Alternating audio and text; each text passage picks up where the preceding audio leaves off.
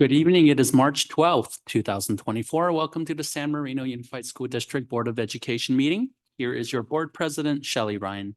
Thank you, Dr. Choi. We've just completed closed session and there is nothing to report out. I'd like to open the regular open session. It is now 7:01. Call to order. Roll call, please. Mrs. Lamb. Here. Ms. Chong. Here. Mrs. Gill. Here. Mr. Chang. Here. Mrs. Ryan, aye. And our student board member is under the weather, so she will not be here today. Dr. Richter, would you please introduce our student who will lead us in the Pledge of Allegiance, please? It would be my pleasure. Thank you, President Ryan. Tonight, we have the honor of welcoming a fifth grade pioneer from Carver Elementary School, Galileo Bugby, to lead the Board of Education in the flag salute. Galileo, please join us at the podium to tell us a little bit about yourself and lead us through the flag salute.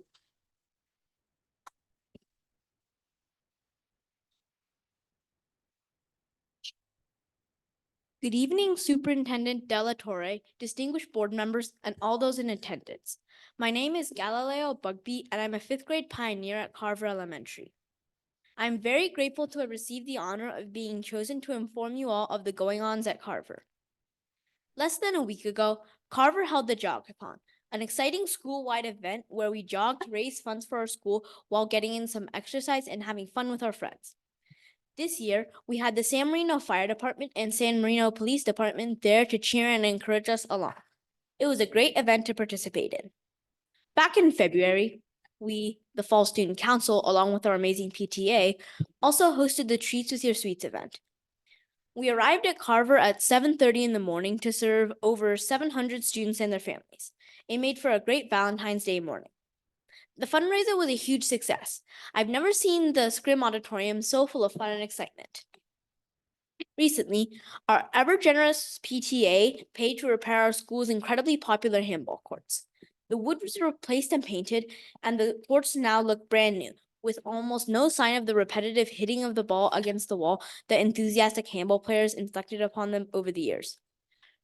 Our outstanding Carver teachers work hard daily to bring state-of-the-art lessons into our classrooms, and with the ever-changing modern world, laptops are the tool that is needed to make this happen. In January, our PTA surprised all of our teachers at a staff meeting with the news that they were all receiving brand new 2024 MacBook Pro laptops. The teachers were so excited. Thank you to our amazing PTA for keeping our teachers up to date with the latest and greatest technology required to keep our education top-notch. Finally, the Fall Student Council handed our jobs over to the newly elected Spring Student Council this past week. The democratic process was alive at Carver as these new students campaigned and wrote and performed speeches about their positions. The sticker frenzy and clever campaign slogans were a neat way to see leadership come alive on campus. This is my 7th and final year at Carver, and as I will soon leave for middle school, I will bring with me everything I have learned from our wonderful teachers and my two principals, Dr. Lin and Dr. Codwell. Being a Carver pioneer is not just about how many facts or lessons you remember about math, ELA, and social studies. It is about being a good friend and a leader, too. Always remember, Carver stands for caring, accountable, responsible, valued, excellent, and respectful. Now, as I welcome you to the award-winning San Marino Unified School District Board meeting, I would like to pay respect to our country and our flag. Please join us as we recite the Pledge of Allegiance. Please stand quietly and respectfully. Face the flag. Put your right hand over your heart. Ready, begin. I pledge allegiance to the flag of the United States of America and to the republic for which it stands, one nation, under God, indivisible, with liberty and justice for all.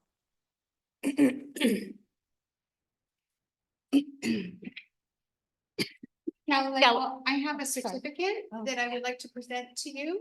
So if you'd like to come here right in front of the dais. Shelley said.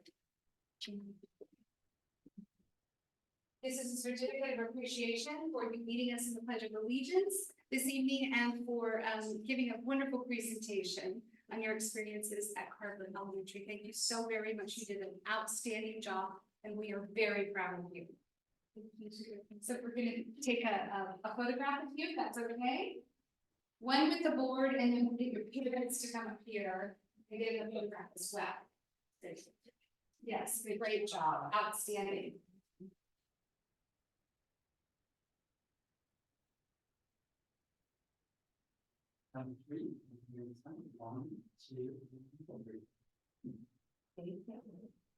Yeah, this is one more. Oh, sorry. 1, 2. Thank you. And if we can get the parents to come up and brother? Is that your brother? Okay, just want to make sure. No, get rid of it. Oh, and Principal Caldwell, you too. Yeah, we have to get the principal in here as well. Yeah, you want to get in here? Yes. Oh, yeah.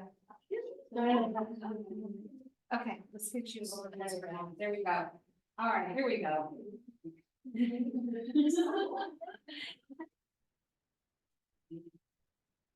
Number 3, 1, 2, and 3. We need to do one more. Number 3, 1, 2, and 3.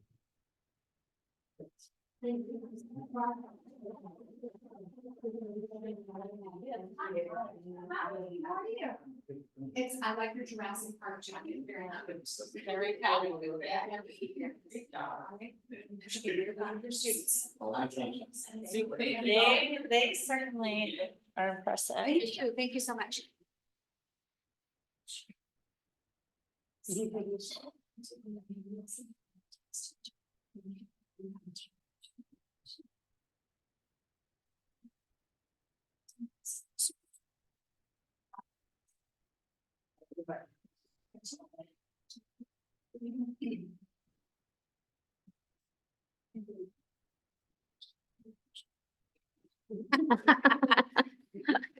Home to do some homework. Love it.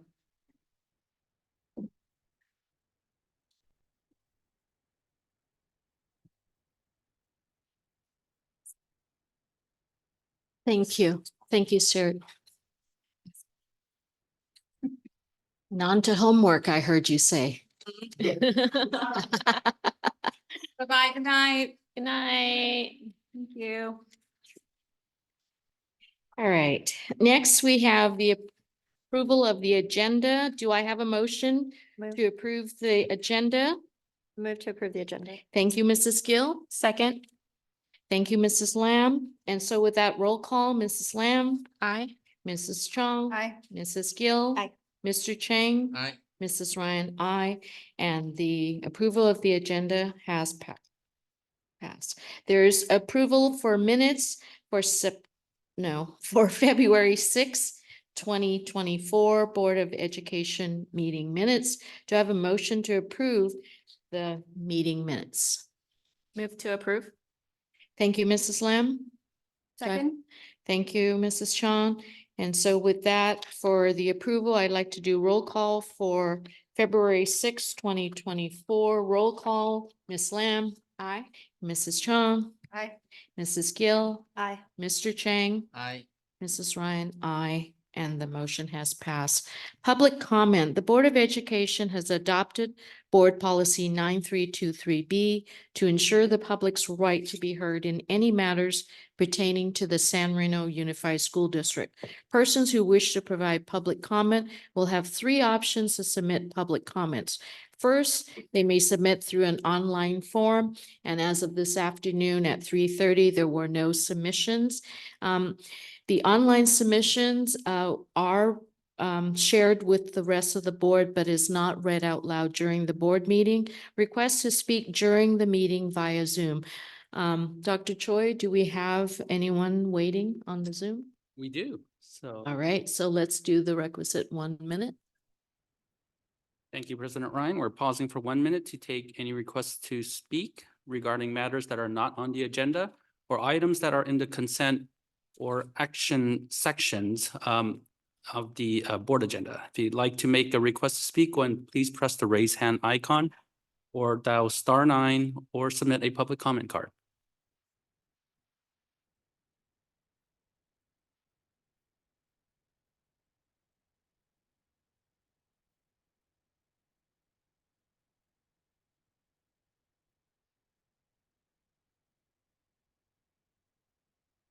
Twenty seconds remain. If you'd like to make a request, please press the raise hand icon or dial *9.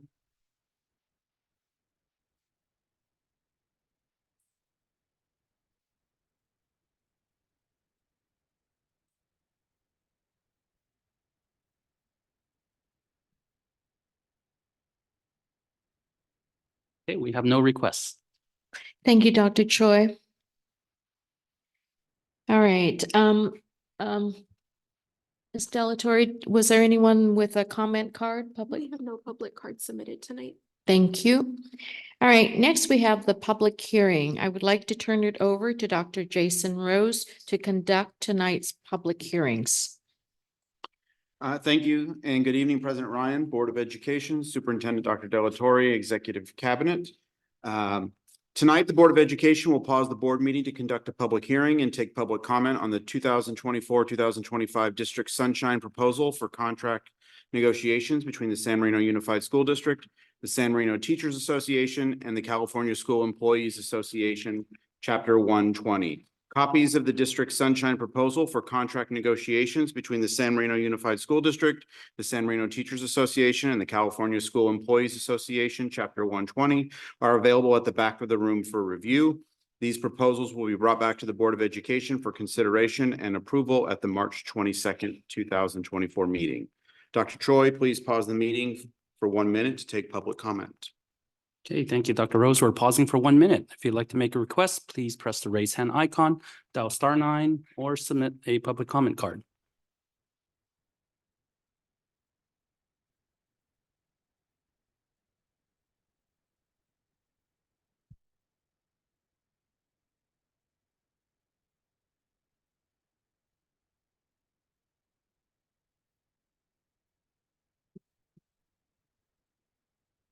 Thirty seconds remain. If you'd like to make a request to speak, please press the raise hand icon or dial *9 or submit a public comment card.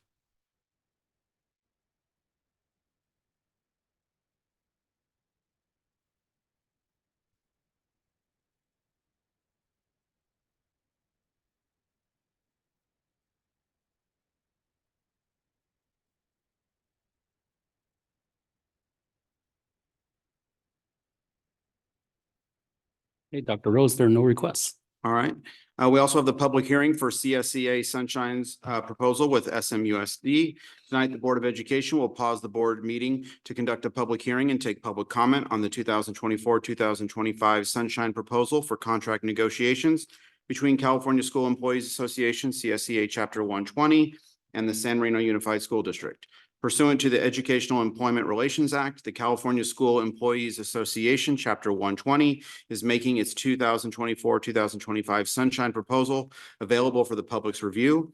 The CSEA Sunshine Proposal will be available on the district's website starting tomorrow and is available in the back of the boardroom for review. It does not require approval by the Board of Education. Dr. Choi, please pause the meeting for 1 minute to take public comment.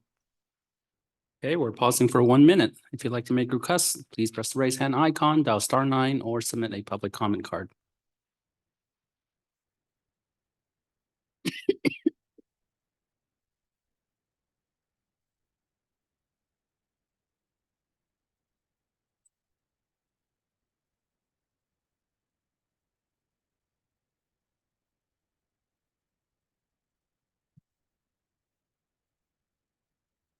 And 30 seconds remain. If you'd like to make a request, go ahead and press the raise hand icon, dial *9, or submit a public comment card.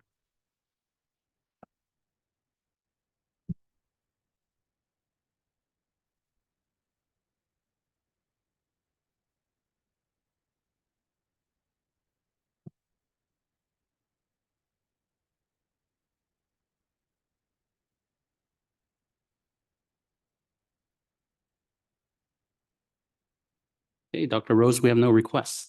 All right, and finally, we have the public hearing for the SMTA Sunshine Proposal with SMUSD. Tonight, the Board of Education will pause the board meeting to conduct a public hearing and take public comment on the 2024-2025 Sunshine Proposal for contract negotiations between the San Marino Teachers Association and the San Marino Unified School District. Pursuant to the Educational Employment Relations Act, the San Marino Teachers Association is making its 2024-2025 Sunshine Proposal available for the public's review. The SMTA Sunshine Proposal will be available on the district's website starting tomorrow and is available in the back of the boardroom for review. It does not require approval by the Board of Education. Dr. Choi, please pause the meeting for 1 minute to take public comment. Okay, thank you, Dr. Rose. We are pausing for 1 minute. If you'd like to make a request to speak, please press the raise hand icon, dial *9, or submit a public comment card.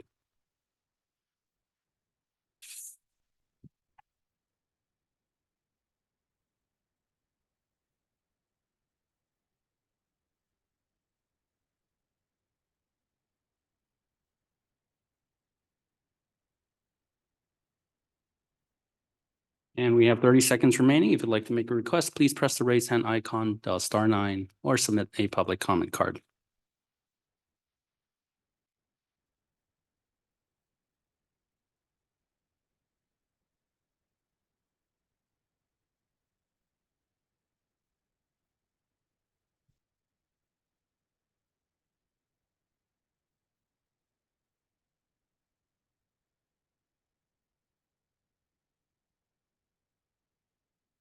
Okay, Dr. Rose, we have no requests to speak. All right, thank you, Dr. Choi. President Ryan, that is all. Thank you. Thank you, Dr. Rose. Next, we have consent section. We have consent section A to K. Do I have a motion to approve the consent section of 9A through 9K? I move to approve consent section 9A through K. Thank you, Mrs. Gill. May I have a second? Second. Thank you, Mr. Chang. Roll call, Ms. Lamb? Have some questions. Sure.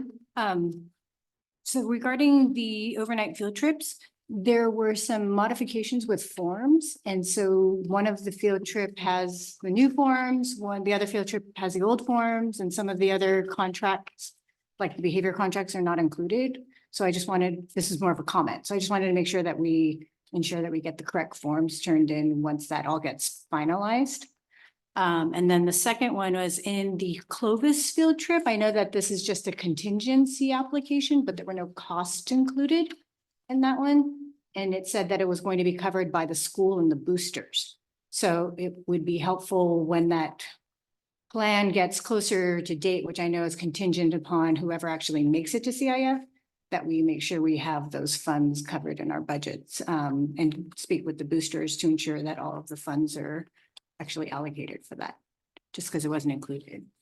And then my second question is more for Dr. Choi regarding the internet service agreements. Okay, so forgive me because I don't really understand all of it. So some of my questions may end up being very simple. So I was just wondering, this is an upgrade on our network, right? It's actually a contract that's in response to our E-rate bid requests for pricing for internet service. So every 3 to 5 years, we have to go out to bid for internet service. And LACO has proven that they are providing the lowest quote. And we are asking for the board's approval to proceed with that contract. Okay, so there's no change in services itself or Yeah, in like fact, we're hardware or we're anything? currently using LACO right now. It's, Okay. yeah. So it's really just about changing the rate. There's More no of a- equipment It's a change. federal requirement that we go out to bid. Okay, Yeah. okay, that's all my questions. Thank you. All right, with that, I'd like to continue roll call. Ms. Lamb? Aye. Mrs. Chong? Hi. Mrs. Gill? Aye. Mr. Chang? Aye. Mrs. Ryan, aye, and the motion has passed for consent section A to K. Communication section, communication from the Board of Education. We'd like to ask that each board member take no more than 2 to 3 minutes to share their communication, and as such, not repeat each other's same activities. All right, let's begin with Ms. Lamb. Thank you. We had just celebrated the Lunar New Year as a city, so a lot of us had attended the Lunar New Year festivities.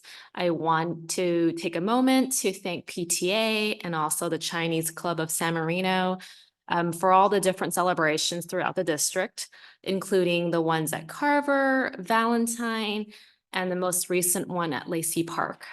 Personally, Chinese New Year is one of my favorite holidays, and I really am appreciative of how much the city embraces this holiday.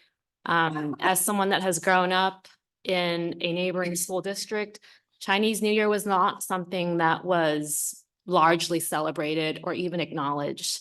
So to see that it's currently where it is at and where so widely embraced, I'm very proud. Thank you. Thank you, Ms. Lam. Ms. Chung. Thank you. I wanted to speak to the HMS showcase, which I thought was fantastic. I was amazed by how many athletics our students participate in. I had a conversation with some of the coaches and it was apparent that many of our kids participate in our IM sports, and which is really just a great opportunity for them to have that as an outlet. One thought that came out was to look at if we had more summer school course offerings in the athletics department for that, and maybe even in like across different, I know that's not our jurisdiction, but passing it along across different sports. So it's not just one sport, but even just introduction to different sports that they might be exposed to in high school would be good for middle school students who might not know what they want. Also attended the robotics rollout, met the new assistant coach mentors who had previously participated in titanium robotics, and they expressed enthusiasm and interest in working with our elementary and middle school robotics programs to promote the pipeline for titanium robotics. And I went to Zombie Prom, which was a really fun show. It's no wonder Miss Choi is not here today because she went all out. And it was really great. It was hard to hear them at times. So the sound system, between the sound system and lack of just various factors, I think it would have been really nice to have that. But in any case, it was just a really fun, campy show. So I really enjoyed that more than I thought I would, given the content involved nuclear waste. So one thing I wanted to share with regard to my capacity as our legislative rep is I'm participating in a couple Zooms tomorrow, one with Representative Mike Fong and the other with Senator Portantino. And the CSBA is advocating for a few things. They want to advocate to protect the integrity of funding for the schools under the Prop 98 guarantee. There's a budget maneuver that the governor's office is proposing, and CSBA would not like to see that happen. They also would like to see the legislature remain focused on ensuring successful implementation of the large programs undertaken in the recent years, rather than creating new categorical programs in this year's budget. They are appreciative of fully funding the budget as they are, or efforts to try to. Then a couple CSBA sponsored legislation includes SB 1315, which is asking the California Department of Education to report and make recommendations to reduce the number of reports LEAs are required to submit annually, which I thought was a shout out. So I will share tomorrow on the call about how we have one person who has to submit multiple reports and really become such a hindrance for districts like ours who just don't have the capacity like other larger districts. And then the second one that I'd be seeking to will be calling upon the legislature to adopt a measure to ensure a public school bond on the state ballot this November, which, if our board chooses to move forward with, could mean eligible matching funds if everything passes and goes according to how that might go. That's it for me. Thank you, Mrs. Chung. Mrs. Gill, please. There have been a lot of events that have gone on since our last meeting on the 6th, including the President's Week break that we had, our inaugural President's Day week. I've heard great things. The families were really happy to have a little time off between the winter holidays and spring break being so late. So I think that was great. Right after that, I attended the Golden Apple Awards, which our president was honored. She is our shining star, and Dr. De La Torre gave a beautiful tribute to her, and I just want to say congratulations on that. I attended the Valentine Parent Party. I've been volunteering for grad night. Oh, I would also like to add on to Mrs. Lamb's praise of the Chinese club's Lunar New Year celebration, and add a thanks to the Rotary because they were a big part of that as well. And that's about it. The San Marino Summer Academy, the courses are live, so go check out those before registration starts on the 18th. So Thank you. All right, thank you, Mrs. Gill. Mr. Chang. Okay, not counting my 2 minutes. So Yeah, no, I'm starting right now on the, Stephen, can I have 2 minutes? congratulations on the board president Ryan, yeah, to get a Golden Apple Award. This is not the 2 minutes. Okay. Okay. And then the February 28, you know, the school district honor for those English learner achievement. I think that's a very meaningful event. And then the March 2nd, you know, the San Marino National Little League Open Day. And then the March 7, Huntington Middle School, they have an open day for the 5th grade student. And the same night, we enjoy for the high school musical show. And then today is Arbor Day for city of San Marino. I was there. I've been witness for 3rd decade. Yeah, so we plant a lot of tree hosted by San Marino Chinese Club. Thank you. Thank you, Mr. Chang. And so I was a participant in all of the activities that my fellow board members were involved in. I just want to thank on behalf of myself and my family. Thank you, Dr. De La Torre, and probably Cabinet in supporting my Golden Apple. So this is not counting for 2 minutes. That's not my 2 minutes. I get an extra minute, Stevens. And I also want to congratulate Dr. De La Torre for the State of District address. I thought it was well done and everyone worked really hard, but our kids came and they were shining stars, incredible performances, and then representative of each of the school sites. So thank you for that and for showcasing our award-winning school district. And so with that, I can turn it over to you. Thank you, President Ryan, members of the Board of Education, executive team. I am pleased and honored this evening to talk about the fact that I will be presenting at the City Club, and that will be virtually on March 19th at 6 p.m. And I will be talking about topics such as our 4 A's, wellness and mental health initiatives, community engagement, long-term fiscal planning, diversity, equity, and inclusion.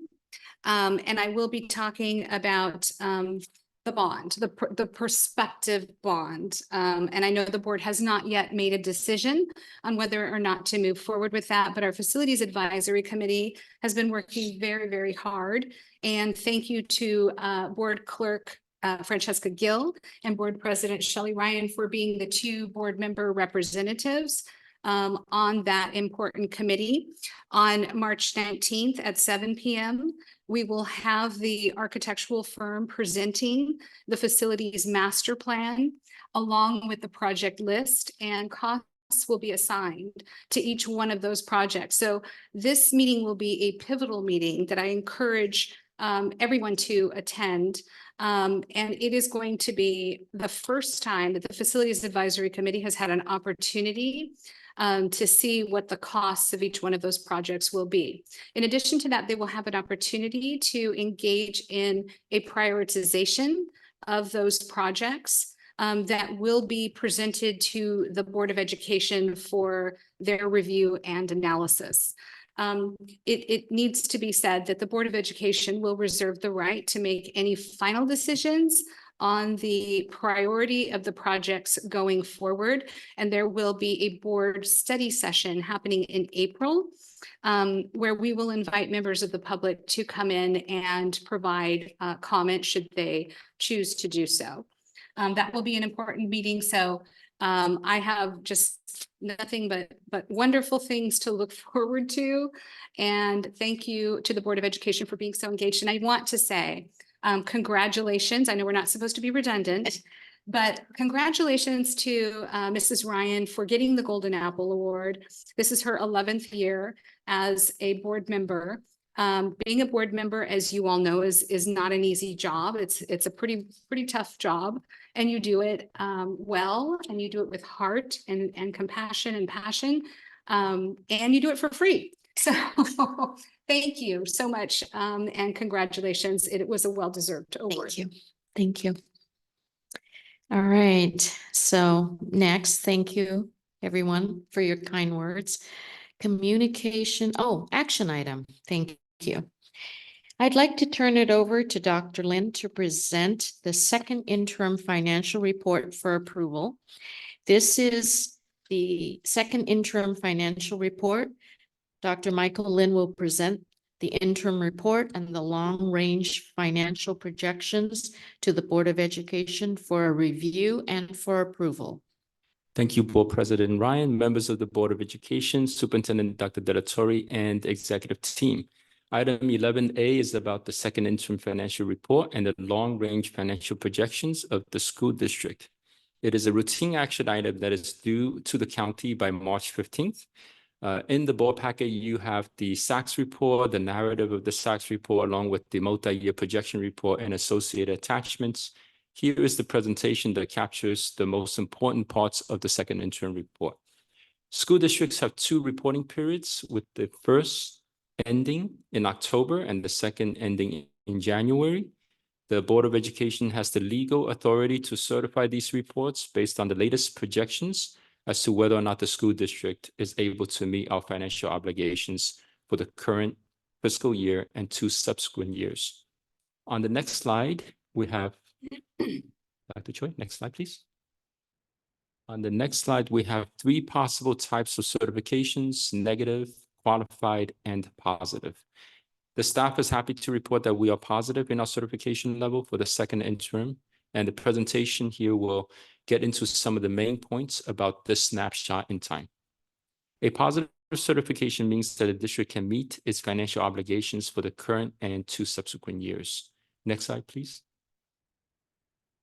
Our revenue assumptions are based on an increase of 184 students since the prior year in mostly our 2 elementary schools. Since we are already well into the 23-24 school year, the 8.22% COLA has not changed. However, we're looking at a steep drop in the cost of living adjustment for the next year, and at least less than 1%, basically 0.76% for next year. And after that, in the following year, it's 2.73%. So that's a major drop that we have seen since the January proposal from the governor. School districts are using this new COLA information to announce layoffs prior to March 15th. We will see later that SMUSD does not need to do that because of the healthy ending balance that we have, thanks to the leadership of Dr. Delatorre and our amazing board in how we were able to buffer that. We're also eternally grateful for the receipt of local donations from the Schools Foundation, the PTAs, the ASBs, and a lot of community organizations that have contributed to our bottom line. On the next slide, we have some key revenue assumptions since the first interim report 3 months ago. The $32,000 decrease in LCFF, which is the local control funding formula, is due to the changes in student attendance. It's not enrollment that has decreased since the first interim, but the attendance. We're funded based on attendance. So what happened in the last 3 months is the students in TK through 3rd grade, we lost 16.84 attendance units. Okay, so it's a decimal. not full students, because if a student takes a partial day, then it's a decimal. So TK to third, we get grade span adjustment dollars. So because TK to third gets more money, we lost more money. In fact, we gained ADA in grades 9 to 12. So in the end, the total was a 32,000 net decrease since the last interim. It's not a bad thing. This is actually the right way to look at it, because ADA is what funds us, not enrollment. So we're going to have the final ADA numbers once we close out the school year after the P2 attendance certification. The special education increase is primarily due to an increase in the revenues from the local SELPA, which is the organization that pools resources for special education. Next slide, please. Okay, as seen in this pie chart, 62% of our revenue comes from LCFF, which is the local control funding formula. And as seen in this pie chart, local property taxes do not generate enough for our 4 schools, and the school district receives $14.3 million in state subsidies in the form of state aid and the Education Protection Act to make up the difference. LCFF is a funding formula dependent on student demographics, and SMUSD students generally come from affluent families. And as a result, we do not qualify for more state aid like many other districts do. In some school districts, property taxes alone pay for the education provided in local schools to help to close the funding gap. Parcel taxes generate another $6 million in revenues, accounting for about 11% of total general fund revenues. Parcel taxes contribute to teaching positions as well as positions that support instructional technology. Now, the foundation's annual grant and other miscellaneous sources cover 4% or $2 million of the total revenues of SMUSD. This donation of $2 million pays for 20 teaching positions, and that's 5 at each of the 4 schools. And the $2 million has not changed for many years, although minimum teaching salaries have increased due to increases in the cost of living for our lowest paid teachers. For expenses, on the next slide. Okay, so employer pension contributions are 19.1% for teachers and certificated staff and 26.68% for classified employees. For classified employees, that's still going up for the next 2 years. We also have step and column increases and benefits placements. The cost of utilities, supplies, services, and equipment continue to be higher than in the past. We also have a $4.7 million contribution from the general fund to special education due to special education being an underfunded mandate. We're also required to set aside almost $2 million for routine maintenance to meet the 3% contribution amount to the routine restricted maintenance account. That's the RRMA account. Okay, on the next slide, Dr. Dr. Lin? Yes. For the last page, Yeah. For the special education contribution, if we compare for last 2 years, is that we still increasing or we drop? We're doing pretty well compared to other districts, but compared to the last 2 years, we've held steady at about 21%. Steady, right? Yeah, 21% of our expenditures are towards special ed. Yeah. Also, you noticed earlier that there was an increase in revenues, $450,000 in revenues, is because we have a SELPA class at the high school this year. That has brought in tuition reimbursements. So we have students who are part of the SELPA, but they attend our high school for that self-contained class, and their home district pays us. So we get, that revenue has increased by $450,000. Okay. Next slide. I think that's the one. Yes. The second interim snapshot is now the most accurate snapshot we have in terms of employee salaries and benefits and other expenditures.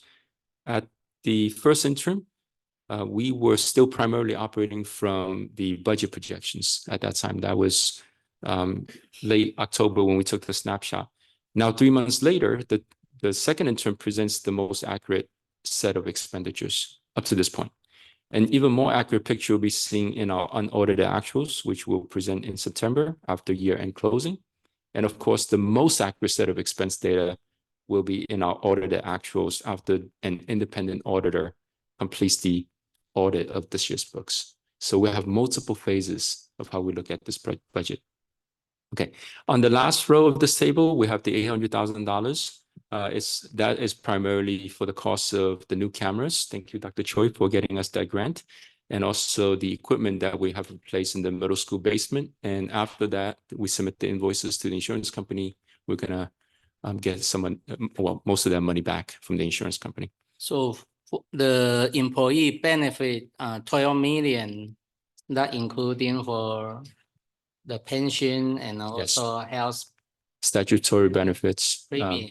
Yes. And what else?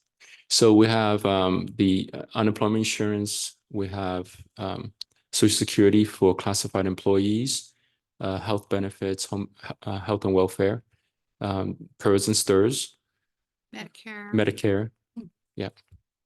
Right. So that's workers' comp, WC. Yep.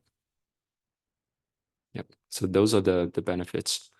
That's the district's contribution towards the employees. So when we look at compensation, we look at the total compensation, not just salaries. So the cost of compensation has gone up, even though, we're looking at, when we look at salaries, we have to look at the total compensation. Okay. Let's go to the next slide. On the next slide, we see that 71% of our expenditures are in people and the rest in operating expenditures, books, supplies, and equipment. Again, equipment this year went up just a little. That's why maybe compared to last year's second interim, the total expenditures on people was 73%. You're like, well, we're spending less on people. No, it's because equipment went up this year significantly because we had that big fix in the HMS basement and also the cameras that we got. Okay, next slide, please. Okay, so we have a projected ending balance of $16.2 million, having started off the year with a beginning balance of 23.1 million. So basically we're deficit spending, but we're still in a very good shape. We have a total of $8 million in committed funds.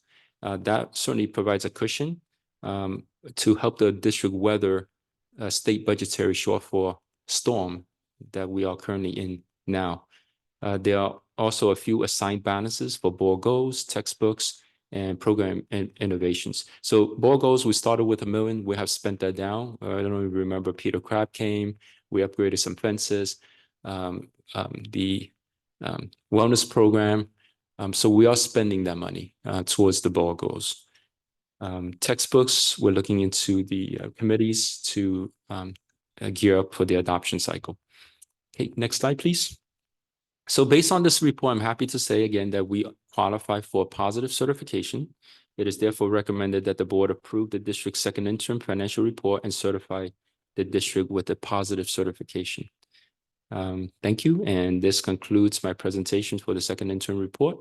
I'm happy to answer any questions that you might have. Can you move back to the last page? Okay.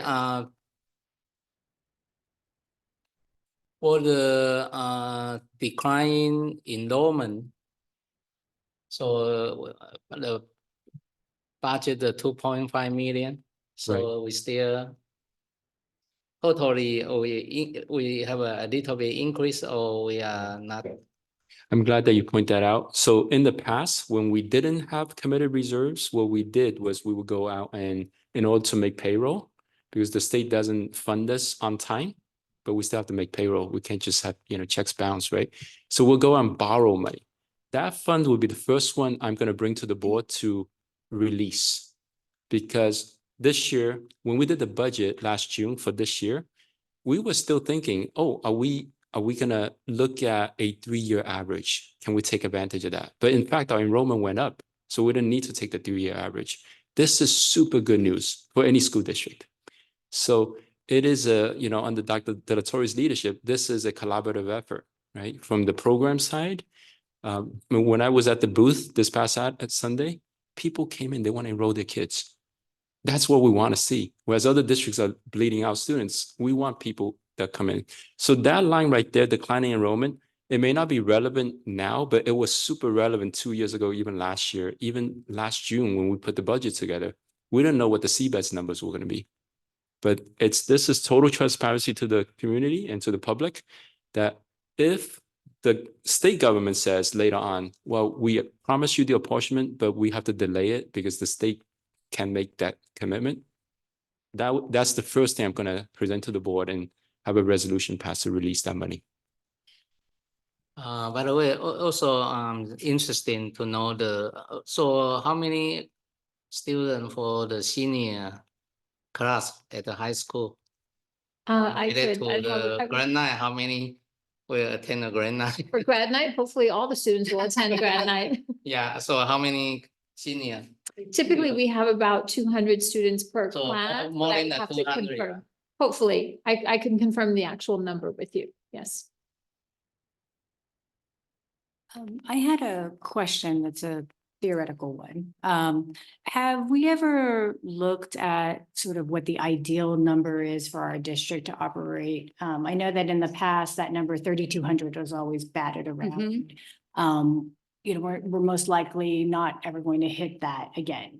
Well, Never know. if looking at the trends of demographics and, you know, that was the heyday of millennials having 3 or 4 kids, or not millennials, excuse me, the boomer generation having 3 or 4 kids, and unlikely to sort of see that again. So have we ever looked at what is our ideal number so that we do not have to sacrifice any of our programs, so that we have enough students to maintain all of the programs, and be able to have the right size? I know that we engaged in right sizing a couple years ago. And I know that the staff has been so amazing in maintaining and constantly watching that number. But just looking forward, as we're looking at our facilities and thinking about how many are we building for? Have we ever looked at how many we're building for in terms of programs, in terms of the ideal budget number, in terms of where those kids are coming from and sort of what that perfect balance point might be? So every superintendent who has preceded me has always said 3,200 is the magic number. In terms of program, you need a certain number of students to field a basketball team, a baseball team, a football team. You need a certain number of students to put on a drama performance. And so for program, in all 4 A's, 3,200 district-wide is the optimal number. As we continue to analyze this, you know, the manner in which we approach it is all tied to an enrollment fluctuating at this point. So we should be right-sizing continuously as the numbers change. So if we see an increase in enrollment in a particular grade level, we're likely to go out and hire another teacher because we want to maintain our low class sizes in that within that grade level. If we decrease in enrollment, we need to pivot, right? And see where we can absorb positions or reduce positions in a particular area, which is not always easy because we have one opportunity per year to do that. And that's by March 15th for the following year, whether it's certificated or classified now. So we can pivot and make those changes. But optimally, a district our size, 3,200 is the number, really. So I guess my question then has more to do with, if it's 3,200, what would the ideal number be at each school site? Because we need to have a certain number, because we feed from 2 elementaries into a middle and to a high school. Yeah. Do we know what those optimal numbers are for each school at a school level? So the high school around 1,000, 1,100. And at one point we had 1,200 kids at that high school. But anywhere from 1,000 to 1,100 would be ideal. At the elementary, it's easier to staff because that's just, you know, you have class sizes, right? You have 24:1 grades K through 3rd. And we try to staff at around 28:1 grades 4 and 5. It's situational. I think we've improved on that and actually had 26:1 in some cases and 25:1. So it just depends.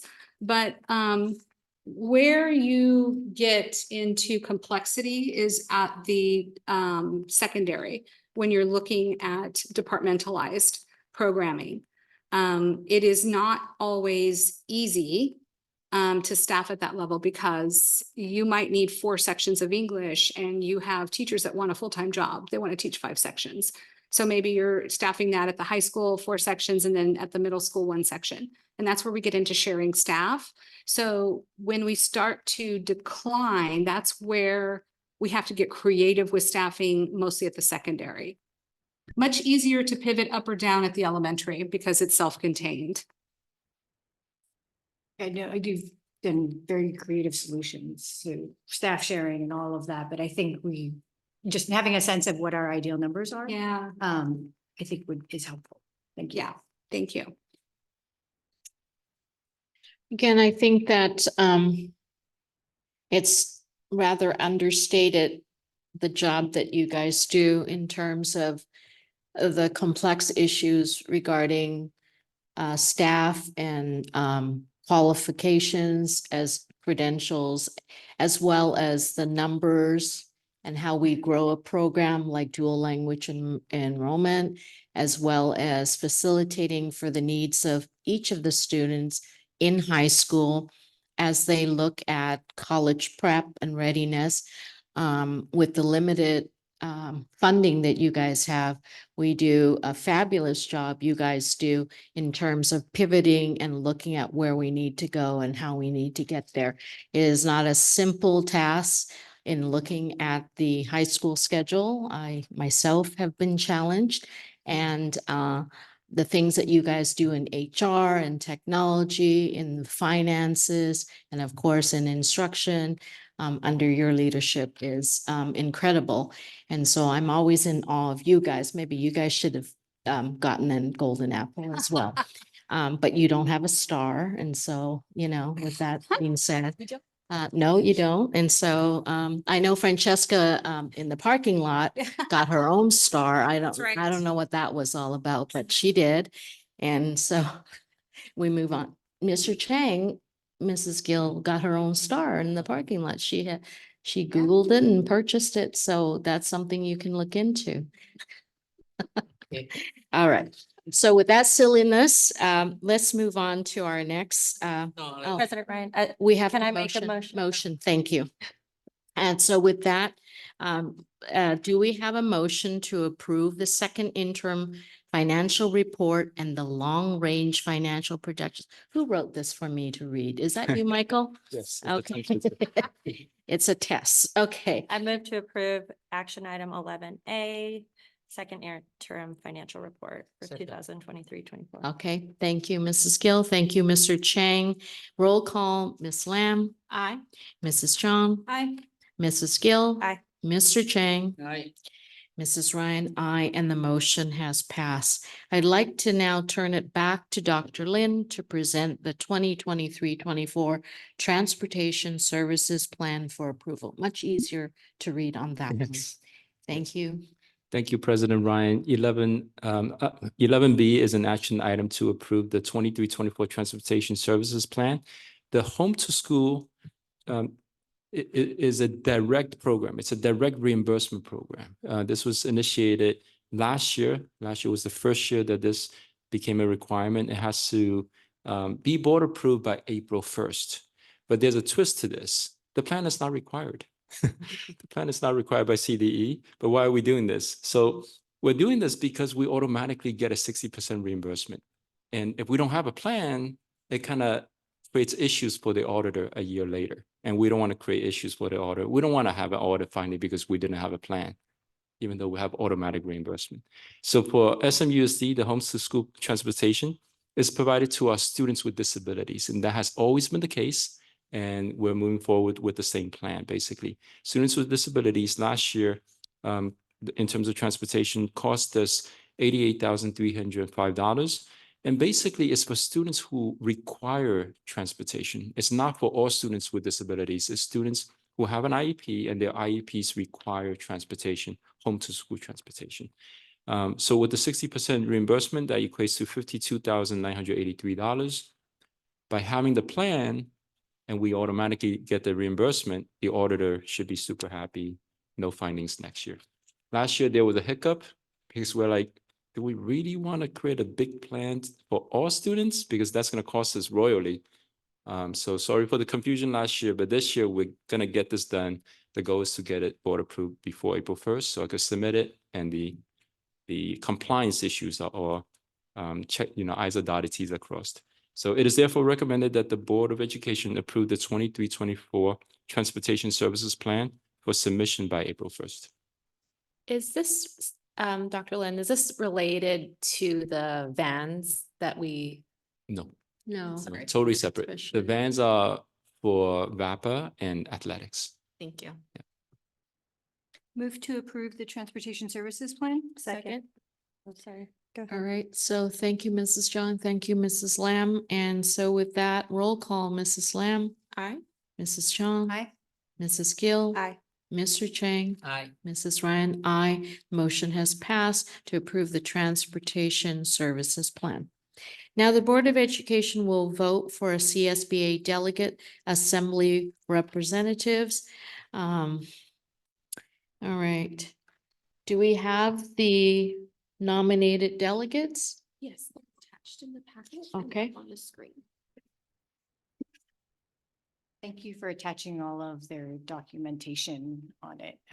Just looking at it, the ballot in front of us is Jennifer Hall Lee, who served for 3 years, Kimberly Ken for 12 years, and Sahakian for 6 years as trustees. And I guess Ken and Sahakian are the current delegates. So I would move to vote to bring. Mrs. Chong, do you know these members? No, I don't. This is all just in our packet of the information. Okay, no, I didn't know. I thought you were speaking as if you knew these No, I delegates.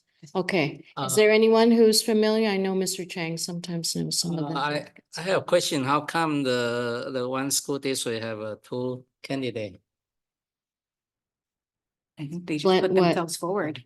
I think they just, They run. yeah, because they They just. run or are appointed. Glendale and Glendale, like Oh, that one? Pasadena, because there's two candidates, No, the Two Pasadena. representatives from The Glendale. Pasadena. two different people Yeah. are looking, Yeah. What Glendale has two. yeah. Okay, do we vote per sub-region?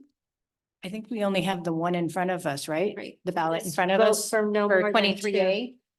That's the Okay. only ballot that we have. Mm-hmm, We just picked 2 out of the 3. okay,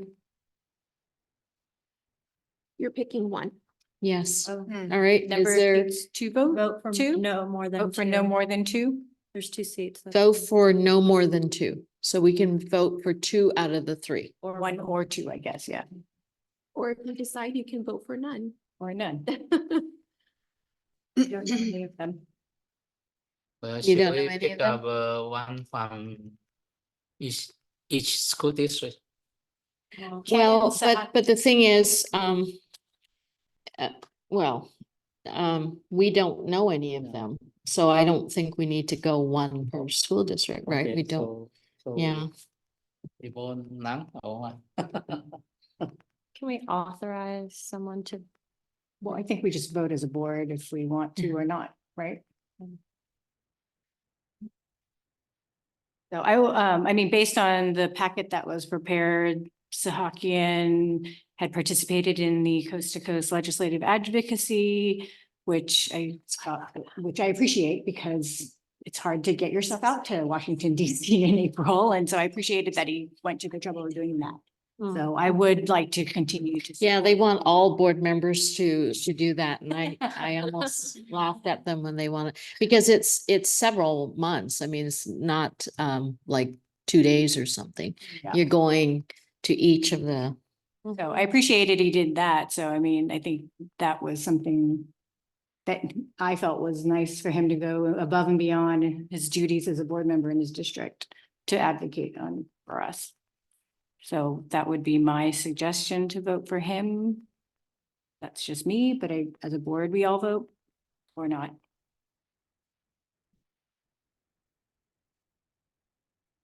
Joanna, do you have a preference?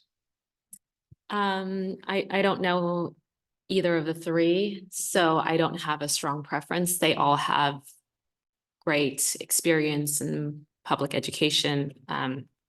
So I don't feel strongly for either of the three right now. I appreciate that Kimberly said that stable funding for education is one of her priorities. And that for one-time money is a challenging issue, which we recognized early on. So the last two are incumbents currently.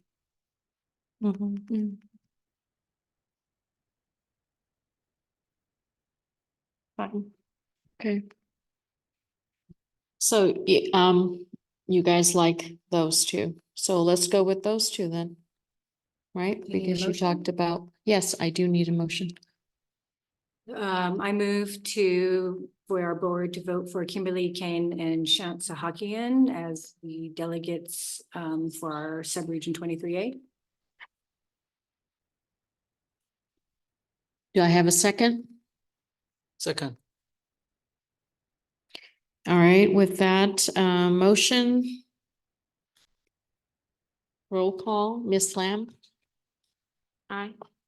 Mrs. Chong, Aye. Mrs. Gill, Aye. Mr. Chang, Aye. Mrs. Ryan, aye, and the motion has passed. Board Superintendent, are there any discussion items you'd like to, or do I ask Mr. Chang? Yes. Are there any? I think we need to ask. So, Dr. Richter, how is high school senior for UC admission result? Have you heard anything? They're out. Have not received those results yet, Right. but once we do, we will definitely present them and share them with the board. Absolutely. Okay. Okay, so no data has come in just for the UCs. Okay, you're only, okay. Do you have other numbers that you're? Maybe Jen, have you heard any? I heard a few. I know Megan has gotten in more, but I wish she was here because I don't want to say. Yeah, I don't think you should say. I'm not gonna say. So I know It's she's not gotten in yours, somewhere, yes. but I'm not gonna say. So we'll save that as a surprise for the next one. But I've heard a number of kids gotten in, like in the second round of early action, which was promising. I think the first round was a little painful. But I think since then, a lot of them have gotten in and, I mean, we'll see. Some of the schools are announcing SAT, the return of the SAT. Yep. So I think our juniors are a little stressed out. But I haven't heard anything. I think early April is when we'll finally Early to hear mid. everybody, yeah. Yep. Although I did read an article and they were saying that a lot of schools are really leaning on their wait lists and deferrals. And so I think a lot of kids are going to get waitlisted this year. And that's going to be painful, but I think in the end, they'll be happy. So I think I think a matriculation in the spring won't necessarily be the final matriculation list come fall. That was something I read. So I think our kids should be optimistic. They'll still get in, even if they're waitlisted. I did have one thing I wanted to ask the board to consider, as we're looking at our facilities advisory committee. I think the last time we looked at board policies regarding facilities might have been in 2015, 2016. And I just wanted to make sure there was nothing in our board policies that was in conflict with any new legislation. So if that's something the board would like to think about, I'm just putting it out there. That's it. Thank you. And so with that, if there are no other conclusions, I'd like to call adjournment to our meeting.